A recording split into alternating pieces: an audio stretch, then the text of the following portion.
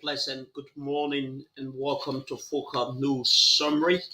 15 minutes of news presentations covering Liberia, Africa, and our global world. My name is K. Lyndon Topa, anchoring this segment of Focal News presentation.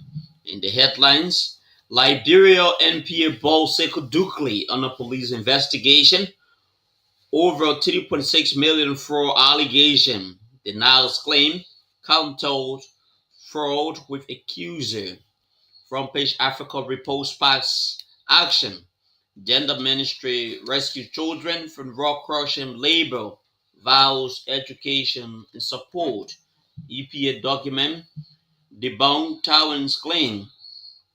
Says ArcelorMittal followed all environmental law. Fear grip residents of Bafasi community as suspected gunmen ransack the region. These and many more are all packaged. We're taking a short break. We'll come back to bring you the news bulletin.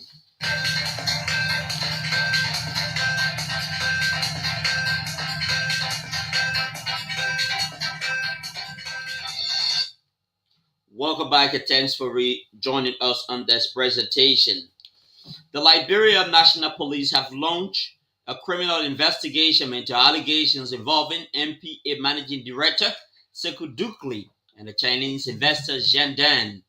Zhen lawyers allege Dukli solicited funds for joint ventures, including a water plant and a mining company, but diverted large sums to personal luxury spending.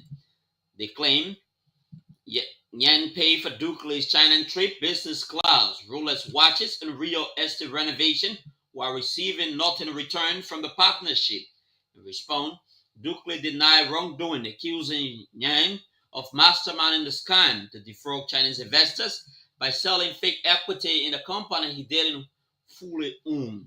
Police have since confirmed that the case is under investigation as both parties filed complaints leaving a squad of conflicting allegations and court battle in progress.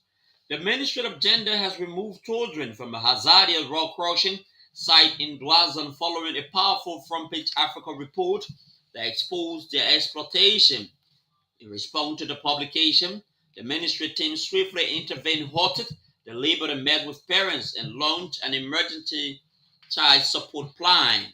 The rescue plan includes scholarship for the 2025-2026 school year, small grants to parents, and continuous monitoring on the Street Child Project.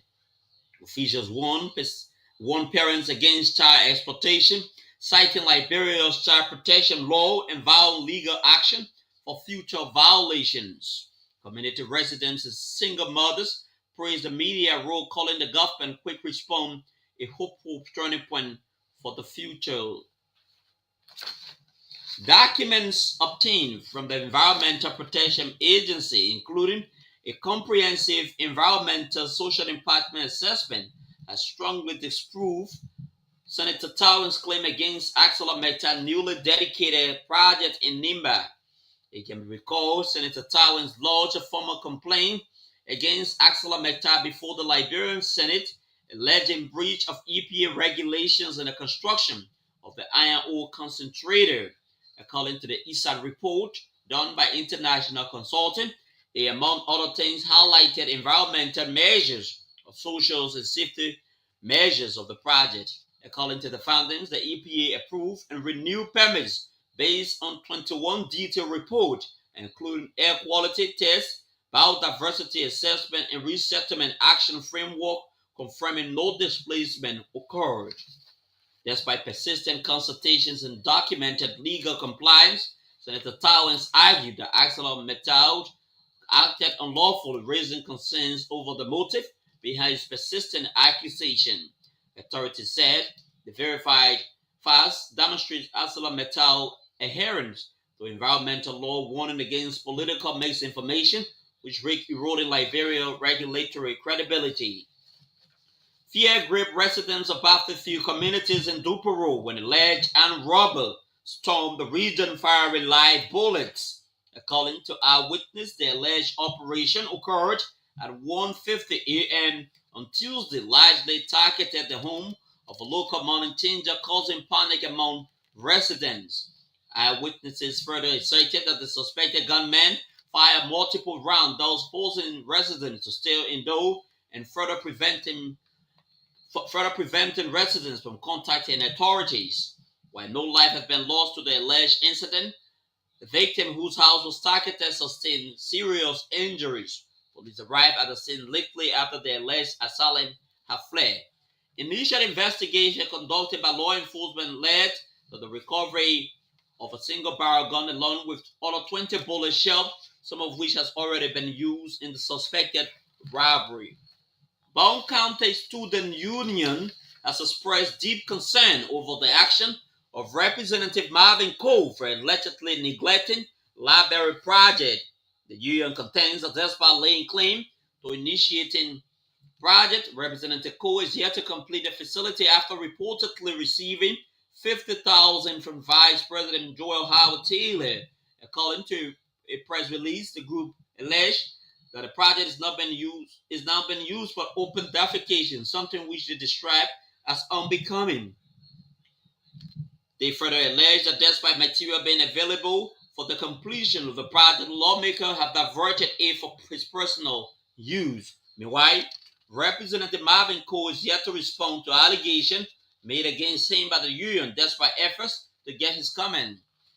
Two members of the Honorable House of Representatives are participating in the African Group of Negotiator meeting held in Germany. The delegation includes Anthony Williams and Emmanuel Down, alongside Jedi Ahmad, Deputy Ministers for Legal Affairs at the Ministry of Foreign Affairs, and a team from the Environmental Protection Agency. The Tuesday meeting witnessed Liberia's lawmakers actively engaged in policy dialogue, leveraging their legislative oversight in return. The nation's priorities are met on the Africa Unified Climate Agenda. The move underscores Liberia's commitment to climate diplomacy and position the country to advocate for sources and clean energy solutions for vulnerable communities.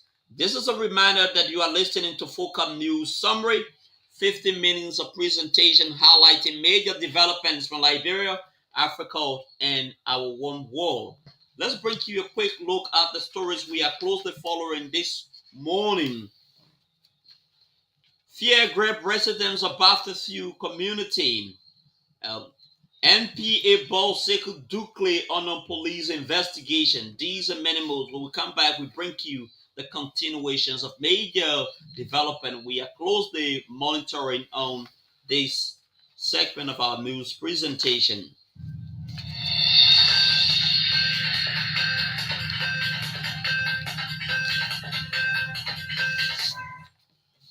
Welcome back and thanks for rejoining us on this presentation. President Joseph Boakai has with immediate effect suspended Abdullah Kamara from his position as acting chairman of the Board of Commissioners of the Liberia Telecommunications Authority. The release indicates that President Boakai's decision followed a report from the General Auditing Commission highlighting serious allegations of corruption and financial mismanagement. The finding linked Kamara to grave financial misconduct while serving as Chief Executive Officer of Tama Corporation, especially in his transactions involving public funds. In his letter addressed to Kamara, the Liberian Chief Executive emphasized that his suspension reflects his government commitment to transparency and accountability, adding that this decision goes without pay. Meanwhile, the Liberian leader has ordered Mr. Kamara to fully comply with the Liberia Anti-Corruption Commission and the Ministry of Justice to facilitate the ongoing investigation. The University of Liberia has launched the first annual Amos Sawyer Public Lecture Series, honoring the late statesmen and scholars. Held at the U of Fenway campus, the event was convened by Amos Sawyer Educational Foundation to promote academic excellence and dialogue among students, faculties, and national thinkers. Delivering the keynote, Ambassador Ditwan with amazing praise Dr. Sawyer's leadership and legacy, saying he lived well and led with honesty and inspired change through education. Your Vice President for Academic Affairs, Professor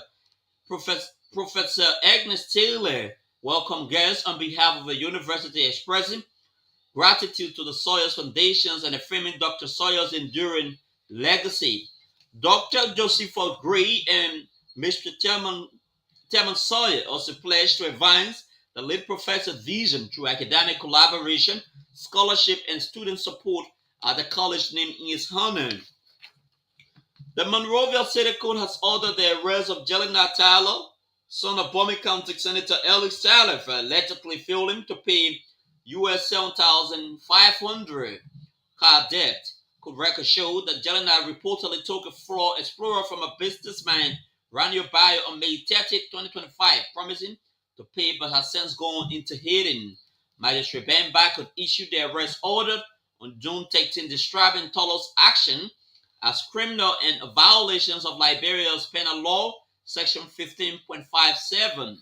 The Economic Community of West African States, in partnership with the Legislature Joint Committee on Research has and Finance and Public Account, has commenced a 5-day conference in Monrovia. The initiative held under the theme Assessing Effectiveness of ECOWAS Investment Policy marked a pivotal step to assessing unemployment challenges in the region. During the conference, participants are expected to dialogue on the causes of unemployment in the region and propose actionable solutions to address them. The National Identification Registry, in collaboration with the Central Bank of Liberia, has joined forces to accelerate citizens enrollment and issue unique national ID among growing demand. At the recent press briefing, NIR head Mr. Andrew Peters announced that 500 new enrollment kits have been secured, with Montserrat County securing centers increasing from 14 to 164 in the coming days in order to boost accessibility and reduce delay.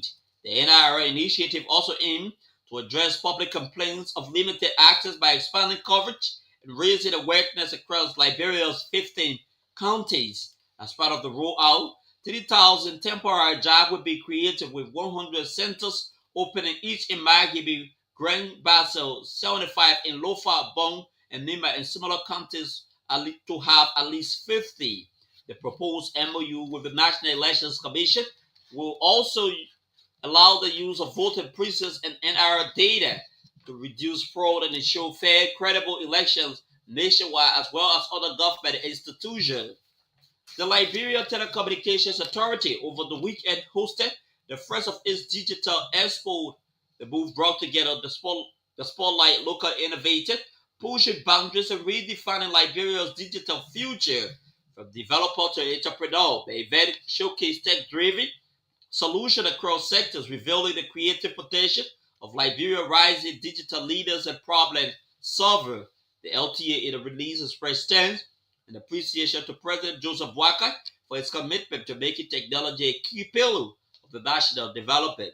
The LTA also expressed deep appreciation to partners and sponsors, stakeholders of the House Telecommunication Committee, and all those who supported the project. Let's take a short break. When we come back, we bring you a recap of major news stories to end our presentation this morning.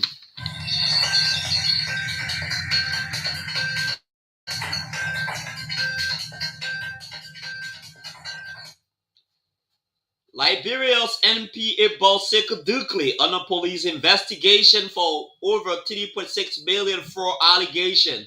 They now claim counter fraud case against accuser. Front Page Africa reports spark action. Gender Ministry rescue children from raw crushing labor. Vows education and support. EPA document debunk Towers claim. Says ArcelorMittal follow all environmental laws. Fears grab Baptist residents as suspected gunmen ransack the region. My name is Ken Linda Togby. This is Spoke Up News summary I presented this morning.